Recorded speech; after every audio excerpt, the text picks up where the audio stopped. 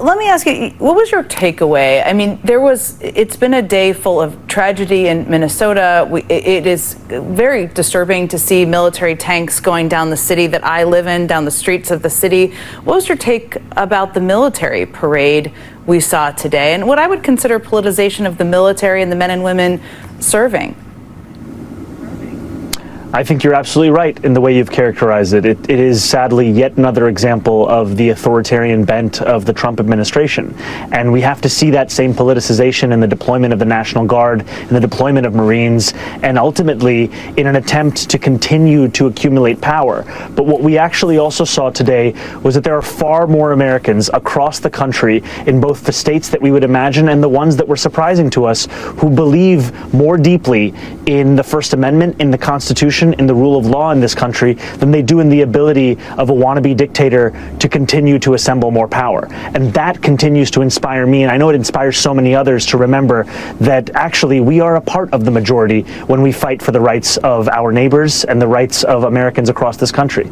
I am hard-pressed to think of a span in time in which Donald Trump has faced more humiliations than he has in the past 72 hours at his losses in court.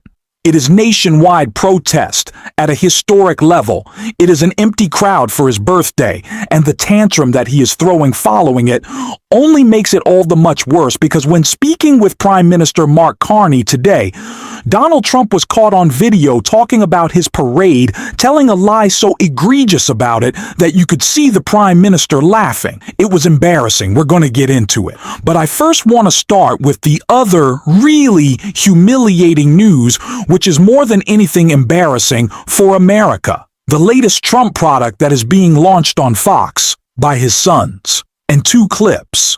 But first, let's start with this ridiculous one before we get into Carney. This morning, you've got an announcement on a new phone. Tell me about that and what you're looking to, quote unquote, correct here. Yeah. Well, you know what, Maria, more and more we're using technology as a company, right, to correct the problems. Obviously, Truth Social was to correct freedom of speech, right? I mean, he lost his throughout the political process. Obviously, crypto, and we've got the biggest projects in crypto, was to correct another problem, which is the fact that they were debanking all conservatives. I was the most canceled person probably in the history of the country, and now we're doing Trump Mobile, and Trump Mobile is going to revolutionize cell phones, mobile calling. We're going to do it better. We're going to do it safer. We're going to have more functionality, more features. And the coolest thing about all these ventures is we're doing it right here in the United States. You're not calling up call centers in Bangladesh. You're not, you're doing it right out of St. Louis, Missouri, and you're going to have phones that are made right here in the United States of America, and it's going to be cheaper, $47 a month. You're going to have more international dialing for free, hundreds of countries, international dialing for free.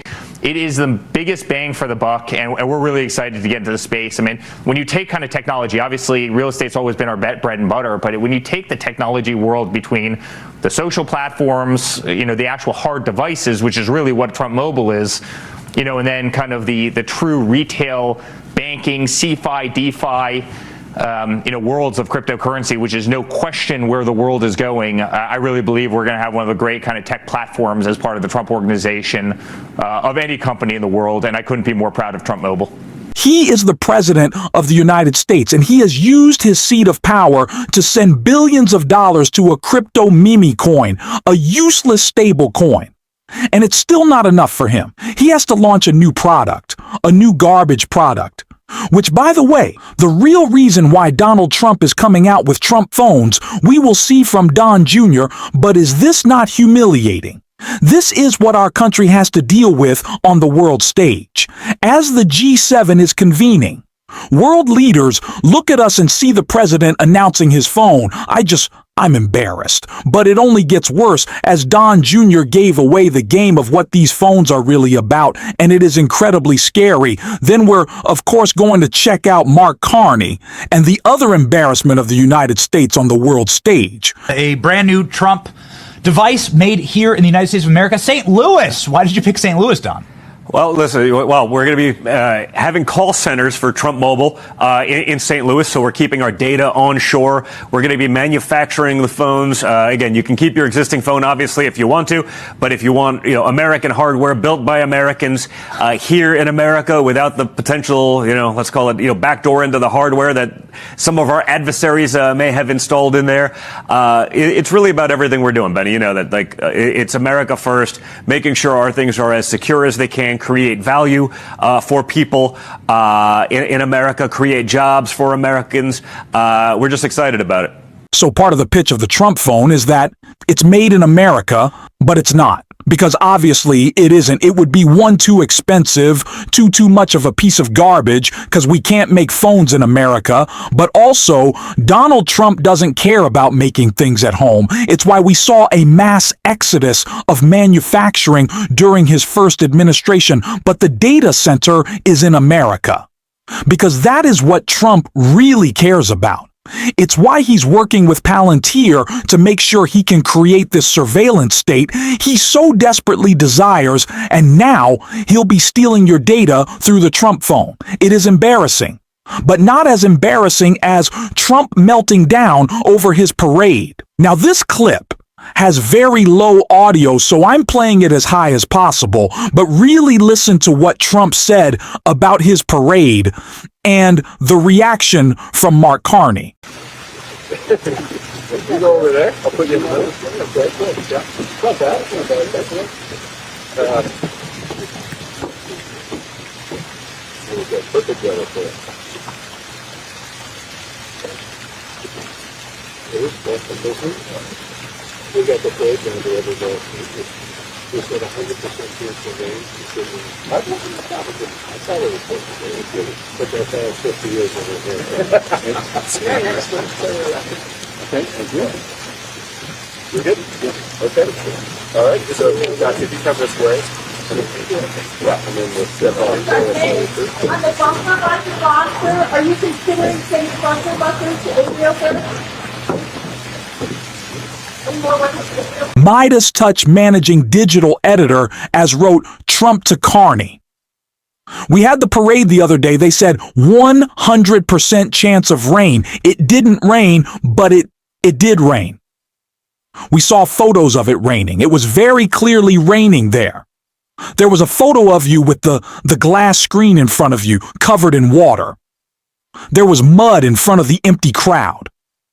What are you talking about? It wasn't raining. It literally rained on your parade, and I guess Trump can't, make up numbers, although they've tried to claim that 250,000 people were there. But I guess now he's making up fake weather reports to justify why it was such a great time. And as Trump continued to talk, ostensibly whining about the parade, again, the audio was very low. It was caught that audio, that hot mic, so you could barely hear what they were saying. But Carney just like laughing. As he's talking about the parade, you also did see Mark Carney try to say, yeah, it was a good parade, Donald.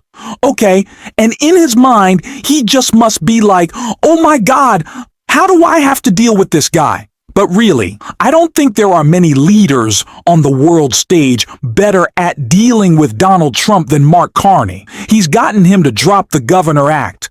He's gotten him to drop the 51st state BS mark. Carney is clearly playing Trump, but the fact that he was just like laughing as he continues to talk about the parade, this is such an embarrassment, and it'll just keep on going.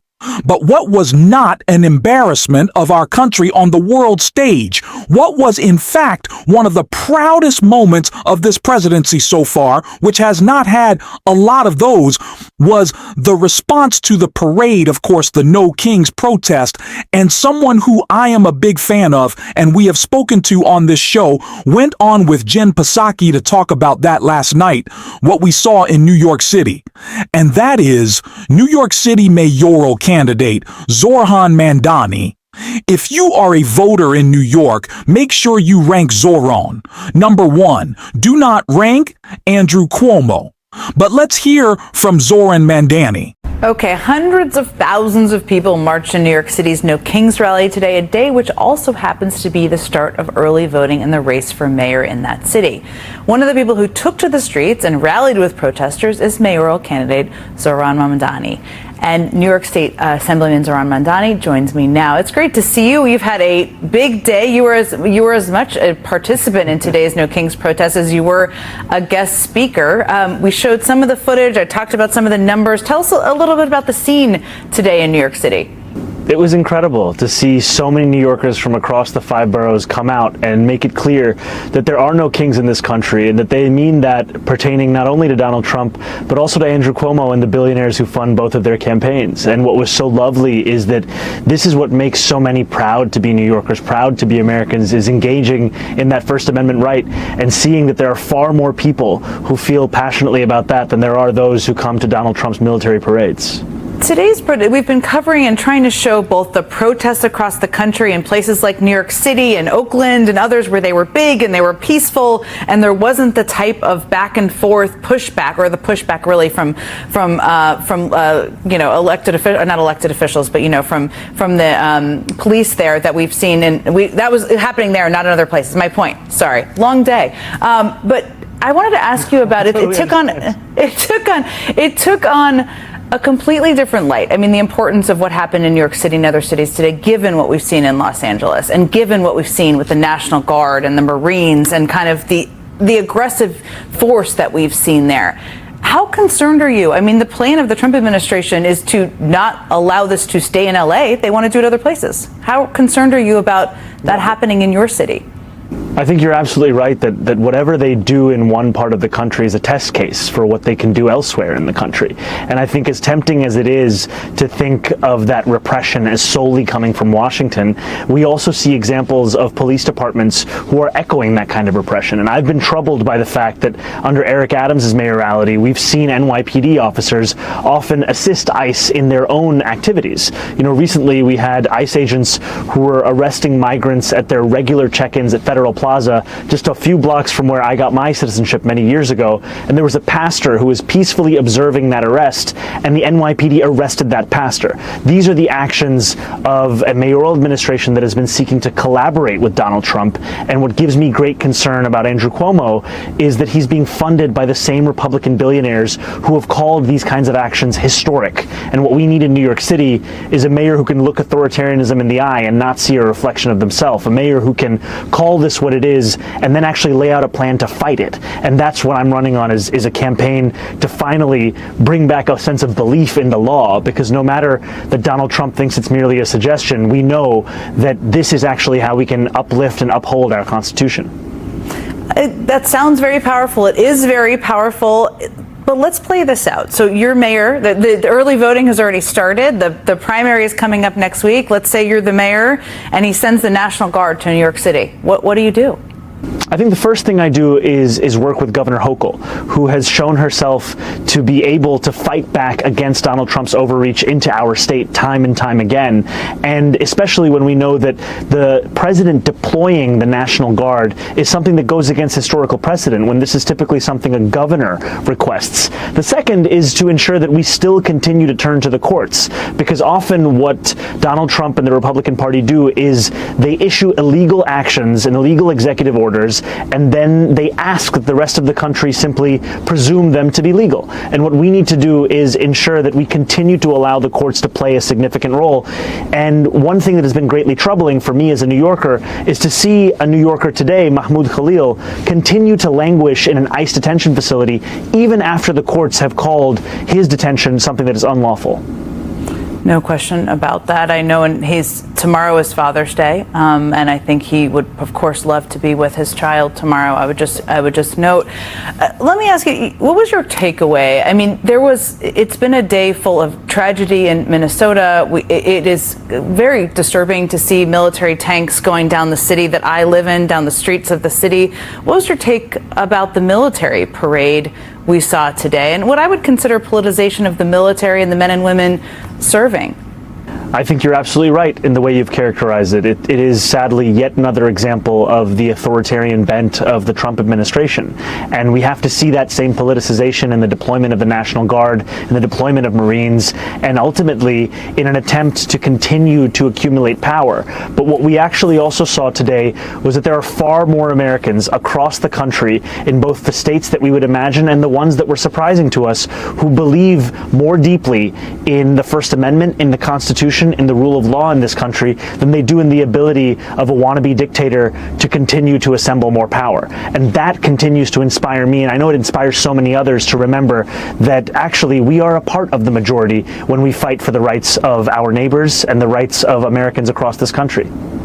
It's such an important reminder as we're digesting all of the news of today. Millions of people were peacefully protesting, kids, parents, seniors, 96-year-olds. It's incredibly inspiring to see on a day that has a lot of other difficult news to digest.